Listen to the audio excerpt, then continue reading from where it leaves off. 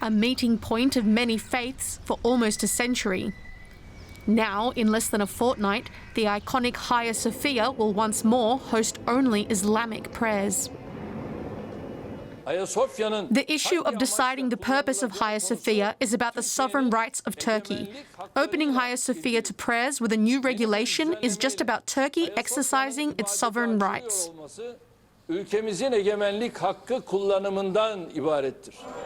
The announcement was met with celebrations outside the historic building, especially among nationalist groups. We are very happy.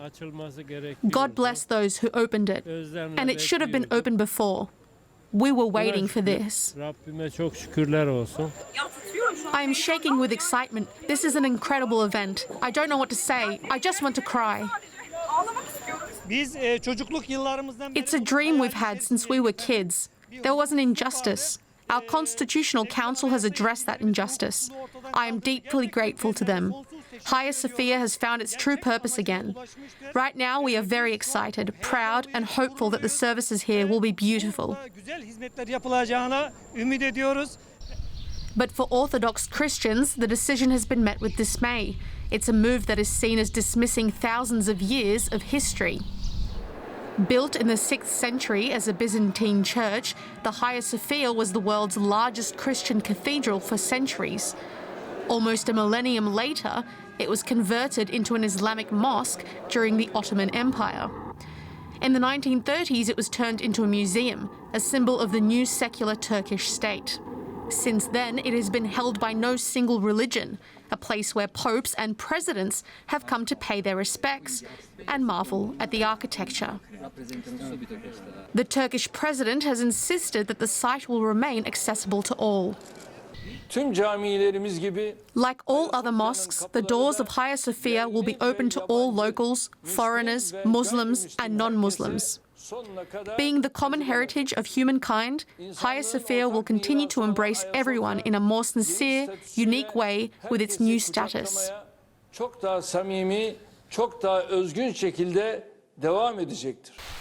the international community, including Greece, Russia and UNESCO, have condemned the change, saying the site should remain a museum as a symbol of Christian and Muslim solidarity. The first prayer service inside the building is planned for the end of the month, but the local Muslim community has already begun to gather for worship. Straight to Istanbul then, where we join DW correspondent Dorian Jones. Welcome, Dorian. So, first prayers in 2 weeks. Why is this rededication so important for the president?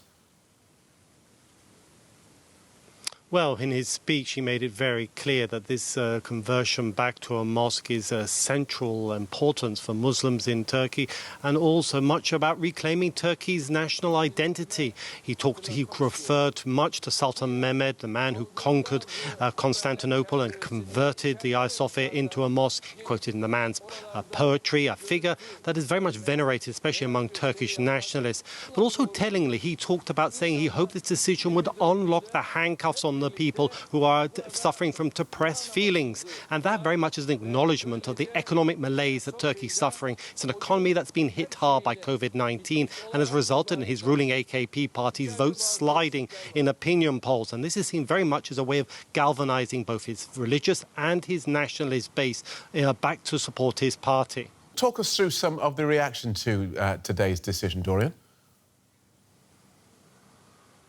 Well, international reaction has been swift. The Greek Cultural Ministry described this as a provocation against civilization, while the Russian Orthodox Church said that they were deeply disappointed by the move and said it could lead to greater divisions. And you have to realize that in days before this decision was made, both Washington and Moscow, in rare common ground, warned Ankara not to convert the Hagia Sophia to a mosque. But that plays very much into Erdogan's hands, his agenda. He always likes to play the fact that Turkey is surrounded by enemies. He sees this as a way of consolidating its nationalist support. So this criticism will mean not very much to Erdogan. Although it has to be said in his speech tonight, he did seem to allude to reach out, saying that this wasn't seen as an attack on any other people's faiths, and he said that they was determined to respect other people's beliefs, and said that the Hagia Sophia will be open to all. So what happens now?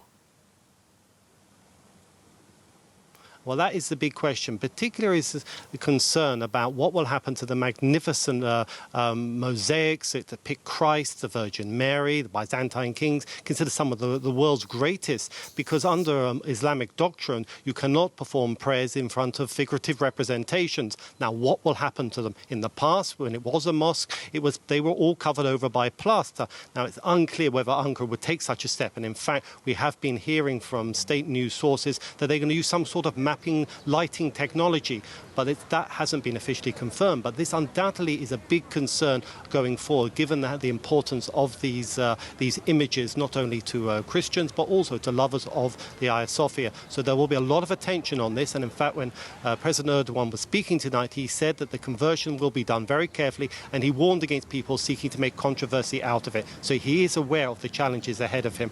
All will be looking to July the 24th, when it finally opens as a mosque. Thank you for that, Dorian Jones in Istanbul. Let's take a closer look at this with Dimitar Betcha, who's written extensively on Turkey and Southeast Europe. He joins us from Chapel Hill in the US, where he's currently a research fellow at the University of North Carolina. Welcome to the day. The courts today decided that the 1934 cabinet decision that ended the Hagia Sophia's use as a mosque and defined it as a museum did not comply with the law. Why do you think it took 86 years for anyone to notice? Well, the issue has been making rounds in Turkish politics for a long time. Indeed, it's been a cause célèbre for Islamists, but also for right-wing nationalists in Turkey. For whatever reason, Erdogan, who could have secured this decision a long time ago, decided it's now a good time to get it through the court system. By the way, we shouldn't fool ourselves. It's not an independent ruling by the court. It's clearly under political influence. And I think the only plausible explanation is short-term political calculations. The Turkish economy is not doing great. COVID-19 is as much a challenge in Turkey as elsewhere. This symbolic move will boost the president's political standing, but I'm afraid it will be a very short-term effect. It won't make a difference with ordinary Turks and their sympathies for the government over longer term. Right, you see this as a distraction. This is a short-term political win for the president. Absolutely, but it will be costly for Turkey itself because of the international tensions it breeds, but also because it's detrimental to the kind of brand Turkey, but also Istanbul. The municipality of Istanbul has been nurturing for a long time as a meeting point, a cosmopolitan center, a city that kind of lays at the crossroad of several historical regions and has deep connections to the past. That's a decision that goes right against this image projected by Turkey, but also the city itself. I saw that you tweeted a little earlier about this. Why did you say that you think this will provoke Islamophobia? It's the usual symbolic games played by Erdogan. We've seen it over many issues. For example, with the Armenian genocide issue. He likes to raise hell to rally his supporters behind the flag. Very often he strikes at European leaders. Many of your viewers might remember the kind of swipes he directed at Angela Merkel and the German leadership over Germany's Nazi past, which then, of course, triggers backlash on the other side, which then the president himself uses as a device to drum up patriotic support for Turkey. Nobody likes us, the world is against us. It's a standard technique you see with many autocrats. Putin has been playing the same game in Russia occasionally as well. So I expect there'll be this dynamic again at play. But again, I don't think that's the kind of issue that animates Turkish citizens. It's not what they care on a daily basis. So its effect will be ephemeral. You see, I'm intrigued by the fact that you Forgive me for interrupting, but that point that you made there, I think is very interesting. You say this is an issue that has been kicking around in politics for decades. This is not an issue that generally exercises the public in Turkey, and certainly outside Turkey. I'm thinking that most of the public probably wouldn't care so long as they can still get to go and see, which the president seems to indicate that will still be the case. So nobody wins except President Erdogan on a short-term basis, but he's still got problems to deal with. This does not sound like the actions of the calculating vote winner that we have seen him to be.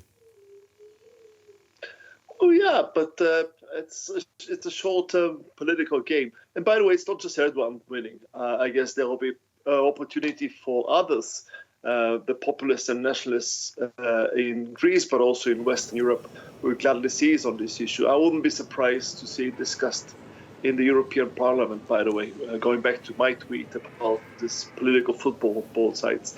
But again, many experts, myself included, we were wrong because we assumed that Erdogan wouldn't go over the edge, that he will be just playing this game of smokes and mirrors, promising his faithful supporters that he would change the status but not going the full mile.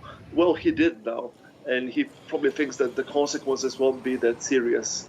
He might well have a point, but I think, again, the image is detrimental to Turkey's image. Right. It doesn't play well for Turkey. Good talking to you. Thank you for joining us. Dimitar Betcha from the European Policy Institute. Thank you.